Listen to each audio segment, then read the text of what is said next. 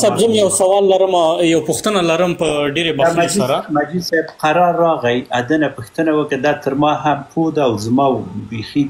وروره لیډر مو ده د نور ځوابونه به دی درکړي. قرار صاحب یې تاسو علیکم هیله کوم ډاکټر صاحب یو ته چې وروره موږ شاګردان یو او بله خبره دا چې لږ مخالفین هم یو سره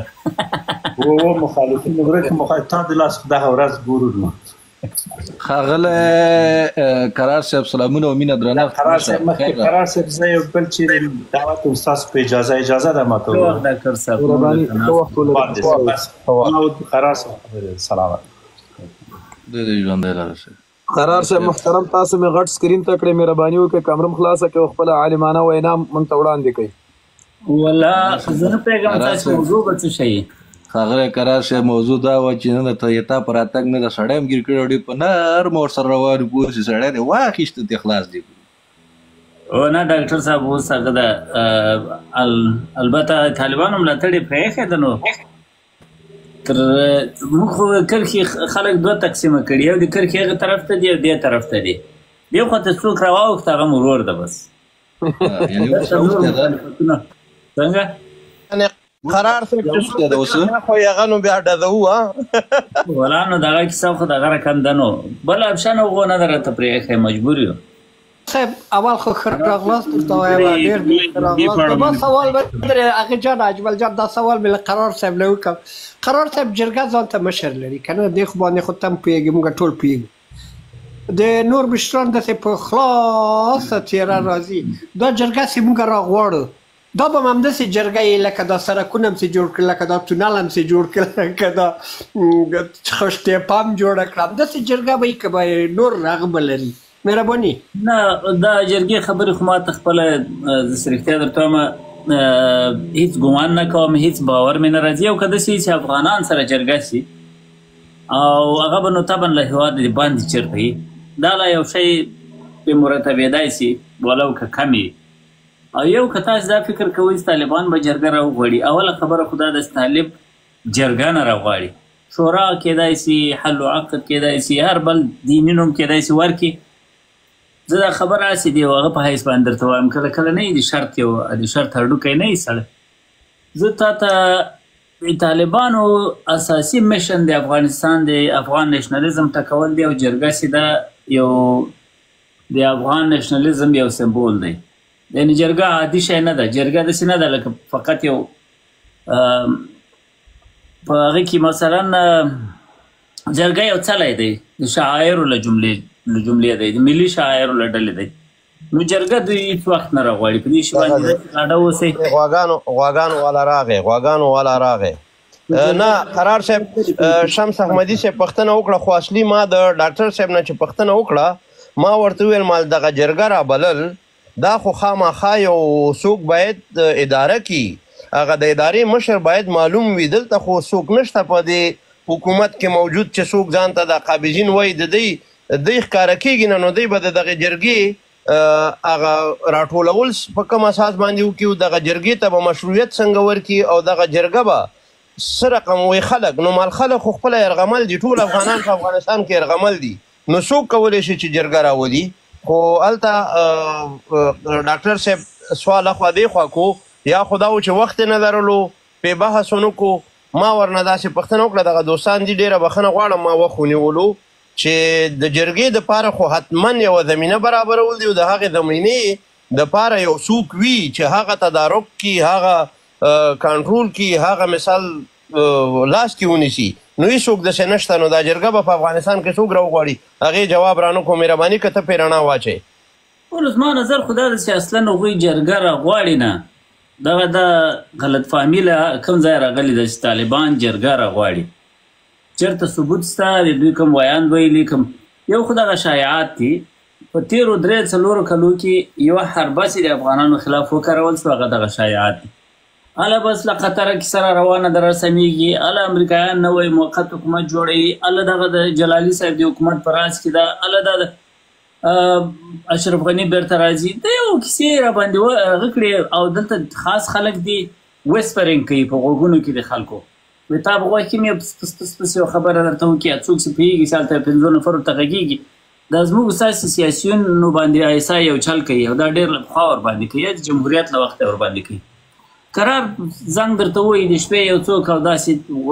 ډېره مهمه خبره ده بل چاته یې نه کوم تا ته یې کومه او تر اوسه پورې لا تر اوسه څوک نه دي پرې خبر او خبره دا ده چې اشرف غني کیسه خلاصه کړې له ملا یعقوب سره او بس سبا ته روان ده وروره هغسې سبا ته سپیس ته راسي ځان داسې په دغه کې نیولی چې زه خو داسې معلومات را سره دي چې له بل چا سره نسته او قرار دغسې په کنایو کې غږیږي دغه هغه جګړه دا ټوله د کنفیوژن جوړولو هڅه ده هغه کلیر واضح تصویر دا ده چې وروسته په ملک باندې مو پردي لاسپوڅي استخبارات حاکم دي د استخباراتو لاسپوڅي او پردي استخبارات حاکم دي او اصلي کلیر کټ خبره دا ده چې ملک ستاسې له لاسه وتلی ده ولا کوي په دغه رقم خو په 100 کاله کې هم لاسته راوړی او دلته هغه نورې فتنې چې تر شا روانې دي هغه ټولې او دلته په د افغانانو باندې وخت ضایع کېږي په دغو شایعاتو باندې اصلي هدف د دې شایعاتو دا چې په افغانانو وخت ضایع شي وروره طالب په قاموس کې جرګه نسته ما مخکې درته وویله بحث مې بشپړ نه کړ جرګه د افغان نیشنلیزم یو له شعایرو څخه ده دا داسې ده لکه لمونځ په عیسویت کې لمونځ کوي عیسویان لمونځ کوي عیسویان حج ته ځي د دوی په دین کې دا شی نسته ده جرګه په دې خبره باندې ځان پوه کوي دوی ګوره جهادیان چې له اول افغانستان ته راغلو هغه اول جنریشن جهادیان 40 کاله مخکې هغوی ته لا ایسای کرخره کش کړي وه چې هر شی در سره منو جرګه مرګه نه منو در سره حل و عقد او څه شی زاړه پاچا جرګه تر اخره پورې دوی ونه منله خبره دا ده وروره جرګه د لفظ دوی نه در سره مني او جرګه یوازې لفظ نه ده جرګه خو یو انسټیټیوشن ده لکه تاسې ویل جرګه مشر لري جرګې د غړو خپل شرایط د جرګې اساسي ترین شرط دا ده چې د افغانستان جامعه د جامعه نمایندګي به کوي انکلوزیویټي به پکې که نه او په هغې کې به اقشار موجود دي ټولو اقشار نمایندګان به لکه موږ تاسې په جرګو کې چې د افغانستان بهترین سندرغاړی وبکي او بهترین مولوي وبکي او بهترین څه شی درته وایم کسبکار وبکي عبدالله مقری وبکي د شنوارو مولوي وبکي ما دغه شی د ډاکټر صاحب نه غوښته چې دا بیان کی خو هغه بیان تا وکړو ما هم دغه ویل چې دا جرګه خو داسې نه راځي چې مقصد لکه چرګانو غوندې راټول کړه جرګه خو یو څوک لري یو سوي باید چې هغه منظم کي هغه سمبولیک هم نه کوي هغه سمبولیک هغه د دوی په ملاتړ چې جوړېږي هغه هم دوی د جرګې په نامه نه کوي دا شی در سره لیکلي واخله که نه بیا برس تو ورک نه یم بېرته راسئ په د ټویټر کې راته ووایاست ټیک ټاک کې چې قراره ته خو چټي لګیا یې دا خبره به زه لیکلې درکړم په هر صورت دا خلک د جرګې مرګې خلک نه دي دغه ټول سیاسي شایعات چې دي دا ټول د موږ د ګنګس کولو لپاره دي او اصلي خبر دا چې هغه پروژه وخت اخلي او افغانان غافل ساتل کیږي افغانان ته دا تاثر ورکړل شوی ده ستاسې قرار کښېنئ حالات په خپله رسمیږي د یو خوا نه کیسه روانه ده تاسې کښېنئ او دا پیریان کیسه سموي موږ نه کوکړي مړدان جوړ کړي لنډه اوږده ده بس نصرت ده قرار صاحب هوایي نصرت ده بس کوکړي مړدان رانه جوړ کړي دي چې موږ هېڅ ونه خوځېږو هم لکه باخه چې په مرغانو خوشې کې په هغه مړز باندې مړز ځان غلی کړي موږ باندې باخې خوشې کړي دي موږ یې غلی کړي وو بس لنډه اوږده دغه خبره ده سلامونه دا زما غږ درځي که نه دوستانو د ټولو په بخښنې سره وبخئ ولا زه یو ساعت کېږي راغلی یم ما خو غوښتل هغه ډاکټر صاحب نه پوښتنه وکړم خو قرار صاحب زموږ مشر راغی نو ده نه بس سوال وکړو نو قرار صاحب ما غوښتل پوښتنه وکړم هغه خو لاړو خو ته دلته یې تا نه به پوښتنه وکړم د دې ورځو کې وینو لکه اوازې دي دوی وایي چې دوی جرګه کوي نو که چېرې د وطن وضعیت ته وګورو د کومې ورځې نه چې دوی راغلي دي په وطن کې او د وطن په حق کې ډېر داسې ظلمونه روان دي چې زموږ افغانان هغه کوم خلک چې غواړي د دوی په مقابل کې عکس العمل ښیي او خپل غږ جګوي اول خو څوک د دې حق نه لري او که څوک بیا غږ جګوي نو هغوی شکنجه کېږي او تر زندانه بیول کېږي که چېرې دا خلک مثال جرګه وکړي آیا د افغانستان د هر ګوډ او د هر ولایت لکه د عامو خلکو ته عامو افغانانو ته به پکې حق ورکړل شي چې په دې جرګه کې اشتراک وکړي که نه دا جرګه که دوی وکړي هم د خپل مشران او په خپلې ډلې په منځ کې لکه شاید وکړي و دا اوس په فرضیه باندې موږ غږیږو. ما خو در خلاصه کړه جرګه دوی نه کوي، خو که فرضاً یو خبره ده تاسې یې کوئ. تاسې کومه خبره وکړه دا ډېره اساسي خبره ده. فرض کوو یوه جرګه ده دا د کېږي په افغانستان کې، صحیح ده، او په یو شکل باندې بیخي یو نسبي نمایندګي خلکو ته پکې ورکړی شوه. یو څه خلک هم ورور په سیاست کې مطرح دي، کرزی یو بل او بل هم پکې راوغوښتل شول. پوښتنه دا ده تاسې په طالبانو دا باور لرئ چې جرګه یو فیصله وکړي او د دوی په تاوان دي دوی دې ومني؟ هو نیک هغه د شریعت توره په لاس کې ده، خپله خبره د شریعت خبره ورته ښکارېږي. نو د شریعت خلاف خو بیا دی څوک خبرې ته نه پرېږدي که نه، خو تیاره بانه یې جوړه ده، فتوا یې جوړه ده، وایي دا شریعت ده او شریعت دا رقم وایي. هیبت الله دغلته یې له ما سره د بلې ورځې د وینا کلیپ ده، دغه تېرې 2 اونیو مخکې د وینا کلیپ یې دغه سره والله بلا ځان تر خدای پاک داسې یوه چوړۍ راکته بولي. هلته هغه په آیت شریف کې راغلي چې واطیعوا الله واطیعوا الرسول و اولي الامر منکم، هلته دی ښکاره وایي د اولي الامر اطاعت دغسې واجب ده لکه د الله او د رسول، او ځکه واجب ده چې وایي الله درته ویلی دی چې د اولي الامر اطاعت وکړو، نو بس دا هم دغسې واجب ده لکه د خدای او د رسول. نو تر خدای او د تا بیا فرق څه شو؟ فرق یې نه ده بیان کړی، په دغه کې خو یو تفاوت خو به وي، تفاوت یې په د خپله وینا کې نه ده بیان کړی چې تا ته دا ووایي چې زه نعوذ بالله د خدای پاک مستقیم استازی یم. خبره دا ده چې جرګه که چېرته فرض کړو چې په یو اندازه نسبي جرګه را هم سي، پوښتنه دا ده چې داسې یوه جرګه چې دوی یې دایروي دي، دوی ټوپکې په سر ولاړې او دوی یې د آیسای خلک، دوی یې د کرنل امام خلک، دوی د هغه روزلي او پاکستانیان او دی په سر ولاړي او ته یوه ملي فیصله کوې، آیا هغه جرګه هغه فیصله بیا څوک تطبیقېدلو ته پرېږدي؟ دا خو هغه نه ده، دا خو ټوله لکه هغه منطق چې سړی وایي، هغه مقدمه ده او هغه د موضوع ده او محمول ده او نتیجه ده. دغه موضوع محمول سره کېدی دا نتیجه جن راواخلي. او دغو خلکو دغه خلک تاسې په افغانستان کې داسې کار ته نه پرېږدي چې د افغانستان ملت په پښو دروي را. د دوی میشن دا ده چې ملت له پښو وغورځوي. او چېرته لکه انګریزانو چې په خپلو مستعمرو کې پلونه جوړول او هایوېګانې غځولې پکې او د ریل پټلۍ پکې غځولې، هغسې ځینې کارونه کېدای شي زیربنایي درته وکړي، لیکن له دغه شي مو خلاصوي او له ارزښتونو مو خلاصوي او له جرګې او له کوډ او له پښتونولي او له دې او له هغه دې خو مو بالکل خلاصوي. دغه به زه داسې لیکلي درکړم. او اوس خو باید ثابته وي، اوس خو موږ د انجام سوي کار مخته ولاړ یو که نه، اوس خو داسې نه ده چې موږ په راتلونکي باندې یا په غیبو باندې غږېږو. اوس خو موږ په 3 کاله کې وکتل، دغه موږ ته باید فوقالعاده کافي د دې ثبوت وي چې طالب شعوراً قصداً د افغانستان خرابول غواړي. داسې نه ده چې دوی یوازې د جمهوریت په نامه له یو شي سره مشکل درلود، دوی له افغانستان سره مشکل لري. که نه دا اردو خو د جمهوریت اردو نه وه، دا خو ده بیرته ځان ته سویچ کړی وای، فقط خمندانان به وربدل کړي وو، خو د ده اردو به وه که نه. اوس به خلکو ویل وایي اسلامي امارت 3 لکه اردو لري، وایي د اردو خو نه وه. دا خلک د افغانستان خلک نه دي، دا د اسلامي امارت لپاره هم نه جنګېږي، دا وچ ککړ دی اسلامي د اسلامي ISI لپاره جنګېږي. خلاص مطلب دا چې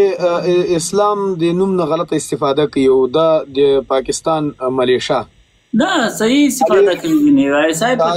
پاکستان په ګټه صحیح استفاده کوي. طالب د پاکستان د SI دویم نوم بالکل ورور دغه ولې موږ ته نه ثابتېږي تر اوسه پورې کومه اجنډا د ISI ده، 40 کلنه اجنډا، 80 کلنه اجنډا چې دوی نه ده عملي کړې. کومه یوه دغه بله ورځ یې مثلا بیا د په بلوڅانو باندې راټیټه کړې ده، په هغه کې څو بلوڅان بیا نیولي دي او کومه اجنډا د ISI دوی په دې سیمه کې نه ده تطبیق کړې. تاسې ماته ووایاست. خیر خدا خو د هغوی خلک دي چې هغوی څه ورته وایي دوی مني، او کوم فرمان چې هغوی په صادر کې دوی په ځان باندې عملي کوي. وګوره واضح خبره ده، موږ یې په ځان نه راوړو. دا خبره مشکل په موږ کې ده چې موږ له پردو خلکو د خپلو توقع کوو، او دا داسې هر څومره موږ غلط توقعات کوو هومره زموږ مشکل پسې ژورېږي. هغه اوس درګرده لګیا دی، هغه د فضل الرحمن خبره ده چې وایي هیبت الله له ما سره 2 ساعته خبرې وکړې او راته ویې ویل چې ګورئ د افغانستان تیرو نظامونو د پاکستان په اړه باندې ذهنیت د خلکو خراب کړی ده او موږ له دې شي ځورېږو او موږ په نصاب باندې کار کوو، په مختلفو طریقو کار کوو چې دا مسله حل کو د نصاب له لارې خلک پاکستان ته نرم کو، پاکستان ته رامات کو. اور تر دې خو غټ ثبوت والله بلا که چېرته د هیبت الله له ادرسه بیرته د فضل الرحمن په خبره باندې کوم منفي کامنټ ورغلی دی ویلي چې دا سړی دروغ وایي بیا صحیح ده. او که نه هیبت الله چې هغې دنیا نه ورسره وغږېدو خو هر څوک چې دا خو د خپل کوډ زه خو ما دا نه دي ویل چې هیبت الله په نامه یو شخص موجود ده، موږ یې کوډ بولو. قرار صاحب محترم ګوره دی که د خیال کړي دا بولان کې چې دا کم دغه وشو ځنې هغوی ویل چې د سیټلایټ له لارې د افغانستان نه کنټرول کېدو. آیا زما وزیر خارجه، زما وزیر داخله، زما وزیر دفاع یو غبرګون یا یو معمولی ټویټ ورباندې وکړو چې دا خبره دروغ ده تاسو ولې مونږ بدناموئ؟ هغوی رسمن ورباندې دغه وکړو چې د دوی دې نه کېږي. دلته بیا دغه نور چکچکیان راځي کیني وایي او دا دی وکړو چې مونږ بولان کې دغه جواب ورکړو په زوره د افغانانو قاتلینو ته لاره جوړوي چې لاړ راشي افغانان قتل ته ورسوي په کورونو کې قتل کړي. پیر بابا دوی څه مجبوریت درلود چې ټولې دنیا ته اعلان وکړي چې ټي ټي پي په کابل کې ده او په کابل کې د ټي ټي پي خلک ټول په یو شپیل کې راوغوښتل او میډیا هم راوغوښته او پاکستانیان هم راوغوښتل او ورته ویل چې موږ مذاکرات کوو. دا خو یې په ځان باندې دا تور دوی په خپله پوخ کړی دی دلته ترهګر دي. دا کار دوی ته خو هلته یې ورته بادار وایي دغسې کوي، بادار یې ورته وایي دی دغسې کوي، اصلي د خپل بادار امر په دی کوي. ګورې مفتي عبدالله دا که څه نومېږي د هغه هیات غړی و چې د مذاکراتو لپاره ISI رالیږلي وو کابل ته، پاکستان رالیږلي وو د ملایانو د علماو د هیات. هغسې بیرته ولاړ، کله کله دغه باریکیو ته پام پکار ده.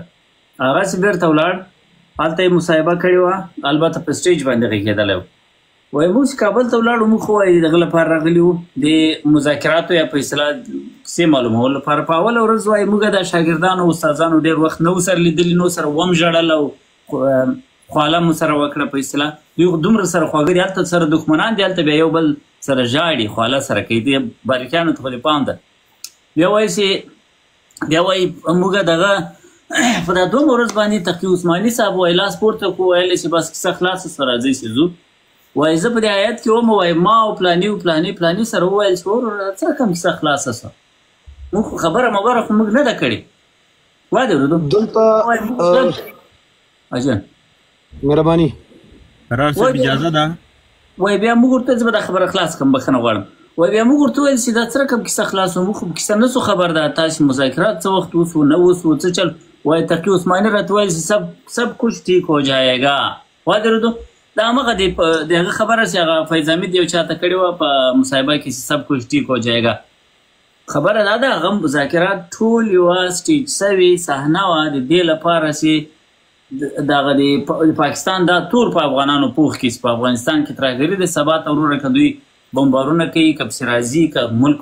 مستقیم اشغال کوي، کار بل بد کوي، افغانستان دغه شي ته برابر کړي. خلاص دغه یعنې دغه پلان طالبانو څومره منظم ورسره تطبیق کړ. که نه طالبان ګوره په خپله ځینې خلک وایي دا اشتباه وکړه، ما دغه خبره چې ټي پي له هغه م وکړه ویانده م وکړه ستاسې ولې په کابل کې په اول کال باندې ځان راښکاره کړو، په داسې حال کې چې طالبانو په شلم کال هم په اسلام آباد کې ځان نه ده راښکاره کړی. وایي دا خو اشتباه وکړه، مال طالبانو دا اشتباه د ځان په حق کې ولې نه کولی. دی پاکستان کې 20 کاله اوسېدو، ولې په شلم کال هم لا په قطر کې مذاکرات وکړو، په اسلام آباد کې پاکستان کې ځان ونه ښود. ولې؟ ځکه چې هغه په دغې باندې خو موږ پوهېږو، دوی هم پرې پوهېږي او پلاران هم پرې پوهېږي چې دا کار څوک نه کوي. خو داسې دوی کوو د دې ISI ریموټ کنټرول چې ورته ویل چې بچو هغه راوغواړه کابل ته، او فیض حمید او ټي ټي پي خو کابل ته یو ځای راغلل، دوی په بېله قافله کې را روان وو په یو کاروان کې. قرار صاحب مبین ته به وخت ورکړو چې مبین څه وایي په دې باره کې. دلته قرار صاحب محترم د طالبانو د ګوند پلاوی ستر جنرال مبین خان راغلی دی، هغه به خپله عالمانه وینا وړاندې کړي چې څه غواړي. مبین صاحب محترم د جنرال نوم مه بدوه. عبدالله صاحب الماس صاحب ته داسې خبره کوې ولا چې جنرال نو تاسو مارشال پورې مونږ دغه پورې دوستم پورې خندل، تاسو دا د غواګانو والا مو جنرال بولئ. خبرې وکړم عبدالله وروره دا بل مایک بند که. زه د طالبانو نماینده، د طالبانو ویان، د طالبانو غړی نه یم. اول خو قرار صاحب ته بیا ټولو دوستانو سلامونه وړاندې کوم. علیکم السلام. قرار صاحب روژه په خیر تېرېږي وروره. علیکم السلام. عجیبه خلک دی طالبانو ویان زه وروره غوجلې نه آنلاین یم بیخ شین نو غوجله کې خو غوایي و جنرال صاحب ته په غوجله کې څه شي صحیح ده نو خو یی دی ولې دې کې څه خبره ده وروره کنه ته غوجله کې وګای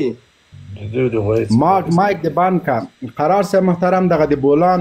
پیښه 4,500 فوجان ژوندي نیول او بیا څه وژل څه بیرته خوشي کول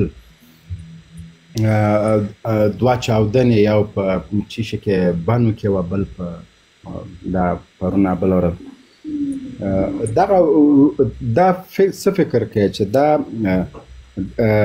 پلان شوي دي د حکومت په همغږي ده که نه دغسې حالات دي اوس که چېرته موږ په ټي ټي پي شک کوو چې یاره دوی پلان شوي دا د ایسای خلک دي دغه شک په بلوچستان هم کولی سو که نه ځکه چې بلوچان ځان ته هیواد غواړي د پاکستان جغرافیه نه مني او همیشه چې کوم بریدونه کړي دي قوي زیانونه حکومت ته اړولي دا ورته نوع د برید ډېر مختلف و رسنۍ پې خبرې شولې پاکستان ادعاوې کولې چې موږ کسان ژوندي خوڅې کړه وروسته چې بلوچستان ویل چې نه دا ماشومان زنانه او غیر نظامي خلک دا موږ په خپله ولیږل دوی هغه اعدام بیا یې چې موږ فوجان خوشې کړي دي بیا یې بولان ته تابوتونه ویوړل هغه هم رسنیز سو نن خبر شولم چې د ځایي وخت د پاکستان 4 بجې د فوز کسان چې دوی سره ټولې وژلي دي او یو ویډیو هم په رسنۍ کې کاته پورته کیږي نو اوس پاکستان غواړي چې بیا یو جګړې ته لاره ورکړي که نه همدغه حالات واقعا دي او په اقتصادي لحاظ پاکستان اوس د دې جوګه ده چې خپل ملک هم حالات دومره خراب وي بیا هم په افغانستان کې مداخله وکړي دا حیرانونکې نه ده خو ګورئ د بلوچستان او د ټي ټي پي اسمان او ځمکه فرق ده ټي ټي پي یو استخباراتي لوبه ده بلوچستان چې دي هغوی 80 کلنه ملي مبارزه لري ټي ټي پي او اصلا د جګړې چې دا د نریټیوونو جګړه وي د ټي ټي پي نریټیو د پاکستان تجزیه ده د بخښنه غواړم د بلوچستانو نریټیو چې د پاکستان تجزیه او د بلوچ سټیټ جوړېدل دي د ټي ټي پي نریټیو د پاکستان تجزیه نه ده بلکې د پاکستان اصلاح ده د دوی په اصطلاح باندې پاکستان هغه څه ته برابرول دي چې پاکستان د هغې لپاره جوړ شوی دی دوی په اصطلاح پاکستان کا مطلب کیا لا اله الا الله هغه اصلي ورژن ته د پاکستان جوړول دي د ټي ټي پي نریټیو چې دا په تېر 40 کاله کې د پاکستان د حفاظت لپاره کارول شوی ټي ټي پي چې پرون د افغانستان سټیټ ژوندی و که فرض کړو چې دوی بیخي د پاکستان د حکومت داخلي مخالفین هم دي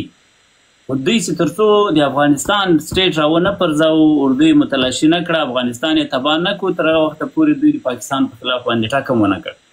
یعنې څو کاله دوی د پاکستان په خلاف باندې اوربند وکړ د همدې لپاره چې افغانستان ته لومړیتوب ورکړي په دې خبرې تاسې خپله در وپاموئ چې ټي ټي پي د چا لپاره کار کوي څوک ورته لومړیتوب دی په هر صورت داسې پاکستان په افغانستان کې بیا هم مداخله کوي یو هغه موږ تاسو کې متل دی وایي اوښ چې وایي له تندې مړم سي په خېټه کې یوه تاکۍ اوبه وي پاکستان چې هر څومره په اقتصادي لحاظ خراب شي 6 لکه فوج ته معاش ورکوي پاکستان یو فنکشنل سټیټ دی او بله خبره دا ده چې د پاکستان ټوله بقا د افغانستان په جګړه باندې وه په تېر کې هم د افغانستان په جګړه باندې وه اوس هم دوی غواړي لکه هر وخت چې جګړه درېدلې پاکستان کې یو اقتصادي مشکل رابرسېره شوی دی دوی له افغانستانه 2 ډوله استفاده کوي یا دا ده چې لکه دا اوس یې چور کوي په دې شکل چور ته دوام ورکړي په دغه استفاده باندې یعنې پاکستان حلاله روزي هېڅ وخت نه ده خوړلې خو بیا یو ډول حلالې ته ورته روزي کېږي چې ته بزنس کوه او ته قانونه ایکسټراکټ کوه او دا کوه هغه کوه پاکستان فوج حلالې روزي ته نه ده ناست پاکستان فوج لنډه لاره د پیسو ګټلو هر وخت دا ده چې یو شر او شرارت جوړ کړي او په هغې کې دوی خپله ځان ته د غرب کشکاس د شودو غوا بخښنه غواړم د پیسو غوا لنګه کړي دا داسې نه ده دا خبره زه له خپله ځانه درته کوم دا د پاکستان د جنرالانو د خولې خبره درته کوم مثلا د اسد دراني خبره درته کوم دغه د ټي ټي پي په اړه باندې هغه ډېر واضح وایي له الجزیره سره یې مرکه پرته ده هغه ورته وایي دا ټي ټي پیان خو تاسې هم وژنې که نه دا تاسې جوړ کړي تاسې وژنئ دا ولې دی ورته وایي که د په سرکس کې په 2 اسونو باندې په یو وخت سوارلي نه یې زه نو سرکس ته مه راځه تر دې واضح ځواب چېرته ده او دغه 90,000 نفر چې وژل شوي دي هر وخت دا دی وایي دا ټول کولاټرل ډیمیج دی، یعنې موږ ته یې تاوان رسېدلی خو ګټه یې غټه راته رسېدلې.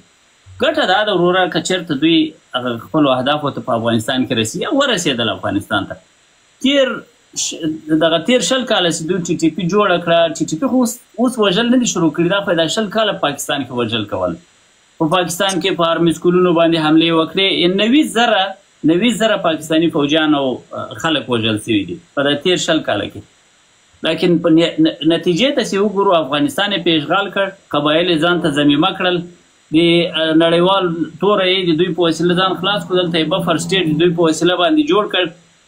او اوس همغه پلان یعنې د قبایل یې د ټي ټي پي وسیله لاندې کړل. اوس غواړي چې په افغانستان کې ځان ته بفر زون جوړ کړي، لکه په ترکیه کې چې سیریه ځان ته بفر زون جوړ کړی او لکه اسرائیل چې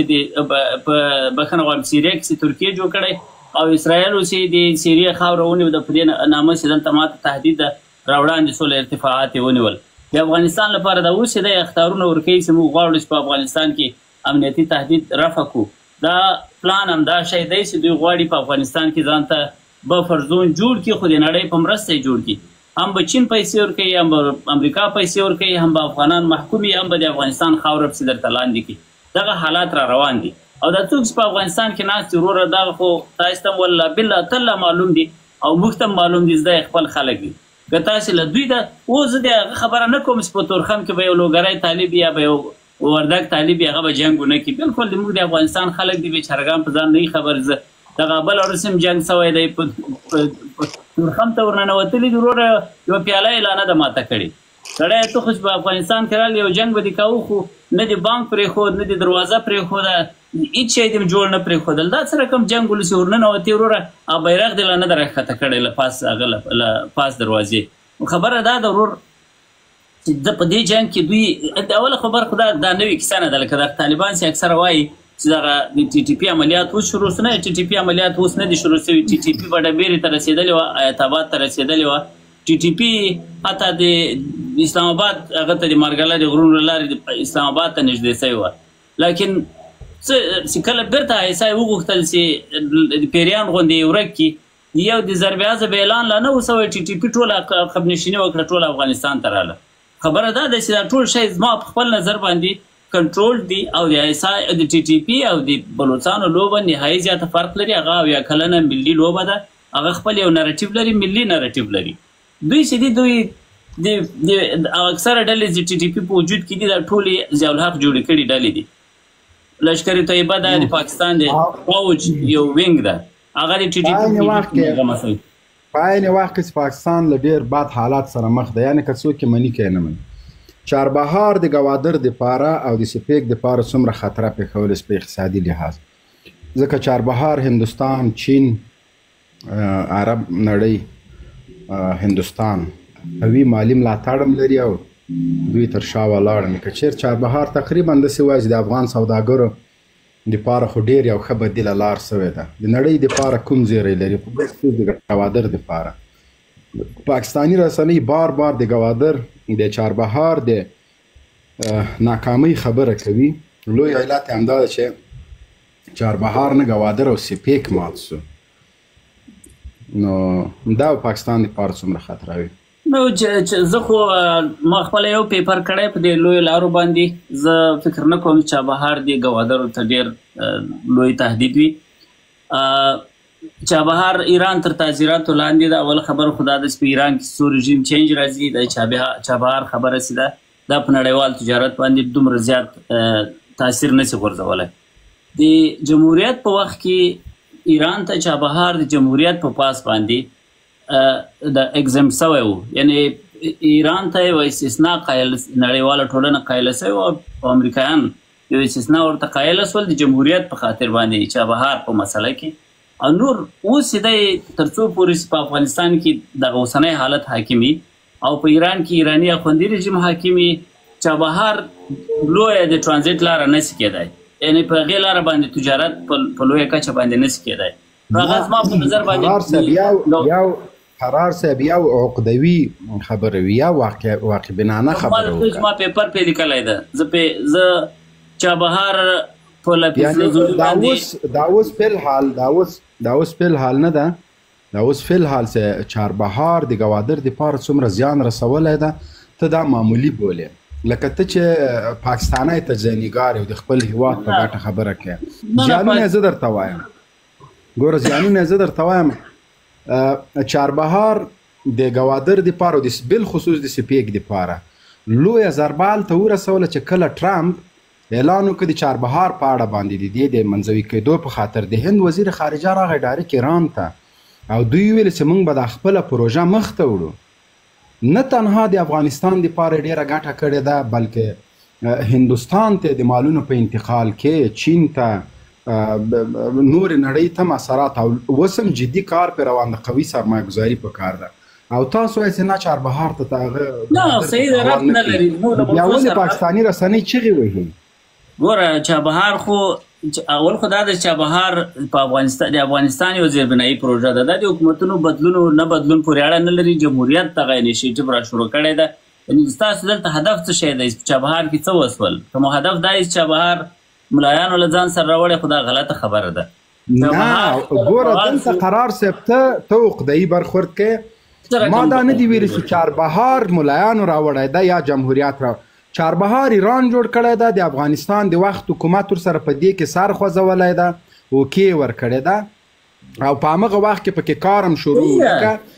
د جمهوریت په وخت کې په چاربهار مالونه راتلل نو اوس طالبانو د چاربهار سره ساړي کې سوی طالبانو راوستی ما هدف دا د پاکستان ته زیان څومره ده تاسو د پاکستان په زیانونو غږیږئ اما په چاربهار بیا ولې خاموش یاست نه په هغې باندې خو موږ پوهېږو چې پاکستان ته غټ زیان ده ځکه خو اشرف غني په چابهار باندې ډېره توجه وکړه او یعنی افغانستان د پاکستان له انحصاره جمهوریت یوه برخه د چابهار په وسیله باندې راویست د چابهار له فعالېدلو سره د پاکستان د تورخم بندېدلو چاربهار نه وای که چاربهار بدیل نه وای او د تورخم لاره دومره بنده شوې ته څه فکر که افغانستان کې به د اجناسو نرخونه په دغه حالاتو لکه دا اوس اشرف غني لاسته راوړنه ده بالکل دا صحیح خبره ده نو دا خو وایي یوه خبره کول غواړم قرار صاحب د مبین مطلب دا دی یو سړی د چا سره جنګ و نو هغه چا سره چې جنګ و هغه چې نوره بله بانه نه وه وایي ښځې ته د کالي ولې نه راوړې نو هغې ورته چې جنګ د ما سره دی ته د ما د ښځې د کالو سره څه کار لرې نو مبین هغه زنانهیي خبرې کوي هغه درته د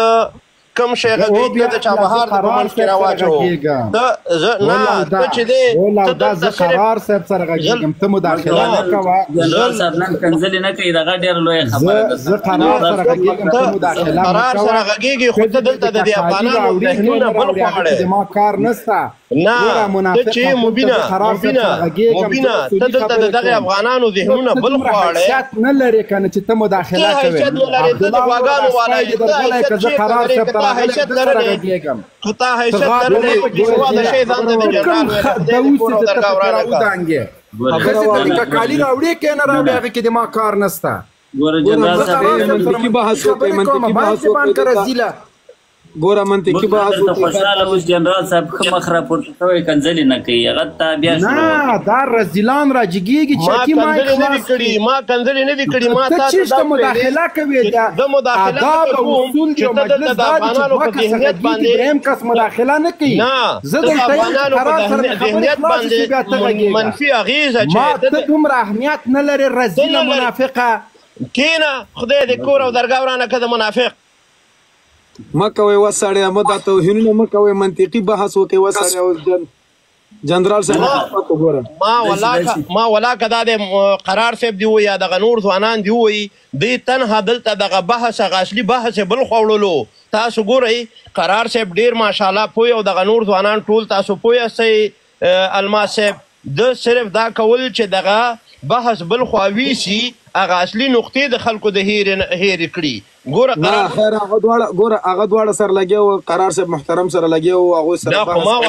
ما ورته صرف وویلې چې دغه بحث هغه اصلي موضوع نه یې بل خوا ویوړې قرار صاحب یې د موضوع نه بل خوا کش کړو قرار صاحب همداسې ده که نه دا رښتیا ووایه موضوع نه یې بل خوا کش کړې که نه ونه ما ورته وویل چې دا موضوع دا ربط نه لري نو چابهار او د په دې په هر صورت څه ووایم سړی یعنی که یو کنسټرکټیو بحث کېدای ورسره له دې خلکو سره ښه خبره وه خو متاسفانه نشي کېدای تر 5 دقیقو زیات مخالف سړی دوی نشي زغملی. خبره دا کله چې دوی ته سوال راځي سي نو دوی بیا دغه عکس العمل ښکاروي. په بخښنې سره یوه خبره کوم نو تاسو ته بیا وخت در کوم. اصلا کې قرار صاحب ولا سوال لپاره هم دا سړی نه ورغلی. د ویلې چې د دې موضوع د چې په طالبانو باندې راڅرخېږي وایړوله په هغه پلو ته د دې افسره هغه خپل هدف کنې د په دا دومره وخت کې په دا اووه کالو کې میډیا کې چېرې داسې د انسانیت خبرې کړې قرار صاحب دا تمه تر لري. ولا زه ورته حیران وم. ما ولا کوم د ځینې روزمات نو سره چپ مو پې کړی ته خو ماندړ و هغه هو داسې چې د سړي ذهن بدلوي. قرار صاحب دا موبین او د دوی په ډله کې چې څوک دي دا خلک دي تا د بحث نه دي او کله چې دوی دلته بحث ته راشي باید منطقي وغږېږي خو چې کله په دوی باندې راشي بیا توهین کوي او تښتي بیا. ونه اوس دا خبره د خبره کې هغه څه شی و مثلا چابهار فعالېدل پاکستان ته په تاوان دي. موږ پوهېږو چې په تاوان دي. جمهوریت د پاکستان له انحصار اول به دوی پورې خندل وایي دا هوایي دهلیزونه دي او ځمکني دهلیزونه دي. دا د اشرف غني دا سټراتیجیانې به یې ټوله ورځ مسخره کولې چې دغه هوایي دهلیزونه معنا نه لري او دا همغه هوایي او ځمکني دهلیزونه اوس د پاکستان له انحصاره افغانستان وایست. قرار صاحب دلته یو ځوان راغلی دا د کینګ الماس آرمي په نوم باندې دی به خپل وینا مهرباني کینګ مهرباني وکړه. کینګ اورې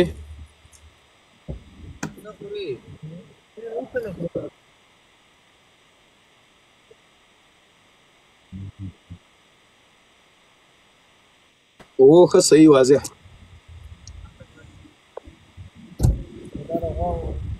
السلام علیکم ابو الماس صاحب او ټولو افغانانو وروڼو موږ سلامونه در قبول کړئ قربان ټول. زه یو خبره کوم که نه زما غږ درځي مهرباني وکړه. او موږ د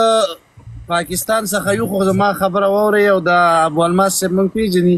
موږ ټول عمر د افغانستان د سپورټ او د افغانستان دپاره د ملاتړ خبره کړلو. په خپل ملک کې هغه خلک چې کوم دي هغه که افغان بچي ته چا سپک کتلي دي نو د هغې موږ مخنیوی کړی. خو موبین داسې یو سړی دی که نه چې دی نه په حکومت کې دی نه په طالب ځواک کې دی نه په بل څه کې دی او هسې یو عام سړی دی او انتشار پیدا کوي د لر او بر او پښتونخوا په منځ کې بد اخلاقي کوي بد امني راولي بد زباني کوي بد چلني کوي. لکه نه د پکار زه د پاکستان یم زه افغانستان سپورټ کوم زما شاته بیرغ د افغانستان لګېدلی دی بل بیرغ راته د پاکستان لګېدلی دی. ګوره مشال صاحب ګوره دا افغان یو نیشن دی د بل نیشن په خېټه کې نه ځایږي یا به افغان یا به پاکستانی او جنرال موبین دا که بل هر څوک افغانستان وګړی ده د پښتون باندې افغان یم په اسنادو پاکستانی یم چې ما مړم کې تورو ته مې وتړې که نه مشینانو ته مې وتړې په قام افغان یم کلچرلی افغان ته کلچرلی په خټه افغان یې خو د افغانستان بیرغ او د پاکستان بیرغ دا دواړه اور اوبه دي دا سره یو ځای کول دا خلک کنفیوز کول دي. موږ دښمنان یو موږ د سر دښمنان یو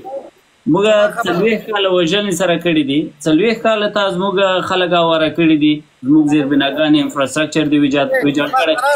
نن چې دغه جنرال موبین شکایت کوي مشال صاحب دغه جنرال موبین تاسو افغانستان ته تاسو تیر استلای تاسو افغانستان په خراب کړی ده په دغه مليانو باندې تاسو افغانستان خراب کړی. ستا په کور باندې بارود راتلل او افغانستان ته ستا په کور ولې د غږ نه کوو که ته ځان ته افغان وې ولې ستا په کور 45 کاله بارود راتلل او افغانان دې پې وجل دغه به د هغه وخت به دې مخنیوی کړی و هغه وخت به د همدغه جنرال موبین به د هغه وخت تړلی و همدغه ملاحبت به د هغه وخت تړلی و 45 کاله ستا د کور د مخې نه بارود راتېرېدل او زما افغانان یې وجل. اوس نن راغلی وی چې زه افغان یم قلارې اوس کېنه اوس صرف افغان دی منم اوس هماغه د پاکستان د جنډې لاندې ښه بېغمه دغه رام کوه نور دا دې کې بحث مه کوه بخښنه غواړم دلته دې وخت کې مهرباني وکړه. زما 15,000 پښتانه چې د خیبر پښتونخوا نه درغلي وو د صوفي محمد په ډله کې په پنجشیر کې دغه مسعود او دغه چې کوم کسان هغه څه نومونه وو هغو ته اسلحې واغستې او بېرته په دې بېدردۍ سره قتل کړه. ته په دغه وخت کې چېرته وې ته په افغان کې نه وي باید قتل شي او دلته یې تحفې راوړي خو د ایسای د پنجاب جنرال رستم ته ونیسم نه کو ته په پنجاب ماشاءالله خبر ته وګونځه ماشاءالله ګوره پښتون ته غلطي کنه ګوره ماشاءالله هغه دلته ګلانو د توفو ویشلو ته نه راغلي دلته الواوي له ځان سره نه راوړي ټوپکونه یې راوړي او افغانان یې وژل او د ایسای لپاره یې وژل داسې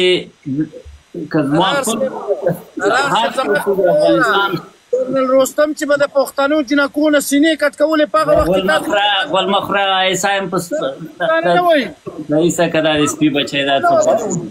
ابو الماس ورور دغسې خلک بیخي ښکته کوه چې زموږ او ستاسو بحث خرابوي وګوره دغسې چټیات وایي ښکته شو دا اړه پرېږده زه بیا موږ ته ناموساري راښیي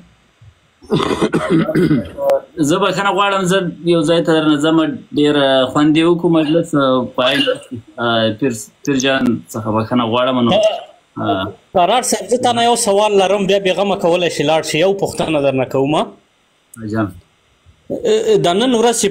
په پاکستان کې دغه د جنګونه دي که نه ټي ټي پي او اخواته بلوچ هم لګیا دي او بیا لکه دا زموږ په وطن کې چې څوک حاکمان دي لکه د پاکستان په خوله دوی وایي چې لکه اسلامي نظام راغلی او ټي ټي پي وایي چې موږ دغه اسلامي نظام په پاکستان کې هم راولو د دوی په خوله باندې او دوی لګیا دي جنګیږي اخوا بلوچ هم جنګیږي نو د دوی د ټي ټي پي او د بلوچو هدف یو شی دی لکه غواړي اسلامي نظام په پاکستان کې راولي که نه دا د عیسی خپله لوبه دغسې روانه کړې ده او ګډوډي هلته راوستې بیا د قضا دی واشال ته جواب ورکوم مشالو که واشالو چې دلته دماغ کوي دلته راغی وایي زه افغان یم او په خټه افغان یم او بیا انتشار نو انتشار هغه وخت ولې نه و 40 کاله انتشار نه و اوس انتشار سو 40 کاله انتشار نه و اوس انتشار سو بیا ته ماته د افغان پیغلو د سینو پیغورونه راکې خو تر اوسه پورې هیڅ افغان خپل لور په امریکانو نه ده خرڅه کړې لکه تاسو د فوج سالار څخه خرڅه کړله د 15,000 ډالرو په بدل کې ته د هغه پیغور واخله ریمنډیوز د په اسلام آباد کې پاکستانیان ووژل په $1,00,000 باندې مړي ورته معاف کړه سړی هم په تیاره کې کېنه او رایه وسته یا هیمال کانسي همدغه د کرایې فوز امریکانو باندې په پیسو خرڅ کړه چې بالاخره د امریکا په خاوره کې او دا اوس هم جعلي ډالر د محمد هغه په نامه باندې چې په امریکانو باندې خرڅ کړی و چې هغه هم بیرته مسترد شو ستاسو ویل دا داعش دی او د تاسو خو همدغه تجارت ده اردوغان راغلی خپلې لورګانې تر اوسه افغان سیاستوال چاته خپلې لورګانې ستړې مسې ته نه دي راوستي صدر دې هم خپله لور ورته راوستله وزیر اعظم دې هم ورته راوستله موږ ته پیغور مه راکوه موږ به ډېرې بدۍ په خپلو کې سره لرو خو یو ورځ به په دې دسترخوان کینو او یو ځای به ډوډۍ خورو ځکه ډېر مشترکات موږ لرو سیاسي اختلاف ډېر مو څه کړي هم دي څه لاسته راوړنه هم ترې نه درلودله اوس چې هغه اور د تا کور ته درغی زه انتشاري سوم او د ما په هیواد کې چې و انتشار نه و اوس لږ ورته ځان ټینګ کوئ که بلوڅان دي که هر څوک دی هلته هغه تاسو خپل کار د موږ پکې کار نه لرو صرف تشویش مو دا و چې دغه فوجان به یې له روژه ماتې مخکې وژلي که وروسته ما دغه ویډیو کړې ده نور خو مې ولاکه څه ویلي پیشلمی به یې کړی وي که به یې نه و کړی نو هغه خو یو سوال د ګاونډی مې ده طبعا ما ته سوال پیدا کیږي چې دا به یې روژه ماتې نه مخکې وژلي که وروسته نوره موږ څه کوو خدای هم په خپلو کې سره اړم که دغسې د خدای پاک جنرال صاحب خدای دې په نیکو پټان جان رمضان جان هغه روجې نه نیسي نو پیشنمه او د روژه ماتې څخه مې کېته مبین خانه بس د جنرال صاحب نن ملایکې غږوي ښه دغسې د خدای په نیکو پام کې وروره نه وروره ولاکه موږ تر مخ څوک دته سپکاوی وکړي او نه موږ ولاکه ورته وکړو او تر جنرال قرار صاحب درته مې ویلی یو وخت مې درته ویلی و ملاغه د غره طالبان سیاستمدار سو مګر د موږ سیاستمداران نن په خپل منډي کې سره غرق دي ته ګوره دلته راخیزي هلته وینیسې 1000 نفره دي قرار صاحب ځان ته یو برات پیدا کوي یعنې زه د پاکستان ضد یم وروره دا پالیسي د طایف شاه ده هغه مه کوه ته د مولې سرخک دته مولا سرخک هغه لري پوست یې سور ده منځ دې سپین نه دا ګل نه دا خبره در سره هغه کوي ګورئ دا خبره نن خبره در سره یاداشت کوي که سبا ته بیرته سرچپه نه روان خو ډېره ښه خبره ده یا که بله ورځ یا بله ورځ بیرته په دا بل اړخ نه راپورته سوی مشکل د جنرال صاحب دغه ده یو ورځ ډېر ښه وچڼېږي بله ورځ بیا ډېر خراب خیر هغه تکلیف لري قرار صاحب محترم چې کله ګولۍ ختمې شي بیا لږ بېلارې غږېږي کنې ګولۍ ترې وخوري و ورسره وګرځي چې هر ساعت ګولۍ ورکړي خو لونګین ورسره نه ګرځي چې لونګین ورسره بیا ګولۍ هر ساعت ورکوي بیا جوړي بس ته کوم اجازه یې هغه مخکې پوښتنې ته خو ما ځواب ورکړ افغان صاحب په هغې باندې خو کافي ډېر وغږېدو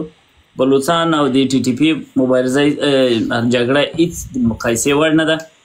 بلوچستان اولنی کار په دغه وروستي پیښه کې هم دا وکړ چې ماشومان او ښځې دا یې رخصت کړل او ټي ټي پي او طالب او دا خلک خو ګورې د خپل غږ خپرېدل خپل وحشت خپرېدلو لپاره اول حمله په ماشومانو باندې کوي یعنې په دې کابل کې چې به ملایانو انتحاریانې کولې اول به روغتون ته ننوتل تر نظام قرول به هم تېر سول د هډوکو تر واډ به هم تېر سول تر داخله به هم تېر سول د مور و ماشوم برخې ته به ورتلل هلته به یې د ماشوم په خوله کې کلاشنکوف ورنیوي نو خبره دا ده چې هغه یو فرهنګي مبارزه ده یو ژوره ملي مبارزه ده او واقعا د فریډم فایټرز دي بلوچستان او دا نور چې دي دا خو د مسله دا ده چې کله څوک د دین په نامه خبره کوي دین خو یو یونیورسل شی دی نن یو خبره کوي سبا چې واک ته ورسیږي یا یو هدف ته پې ورسیږي بیا بل خبره کوي هغه باوري شی نه دی هغه لکه سړی چې تر وریځه لاندې خزانه خښه کړي او سبا ته پسې ګرځي دلته پاس وریځو ما لاندې خزانه خښه کړې وه هغه ځای چېرته دی که نه نو دین دغسې یو نړیوال شی دی تر هغه د هغه په اساس باندې سړی عملي پالیټکس چې څوک کوي هغه واقعا دغه دی ښه په هر صورت خبره بل طرف ته ولاړه نه سي ټي ټي پي و بلوچ قطعا باید سره مقایسه نه کړو بل دا ده چې د بلوچو کیسه خو نوې معامله نه ده هغه خو د ټي ټي پي په څېر باندې ناڅاپه راټوکېدلی شی هم نه دی استخباراتي شی هم نه دی چې یو دم یو موج د وحشت خپور کی بیا یو دم بیخي ورک سي بیا یو موج د وحشت خپور کی دغسې یو شی نه ده بلوچستان ډېر تدریجي مخته راغلی نه په تېر اویا کاله کې بلوچانو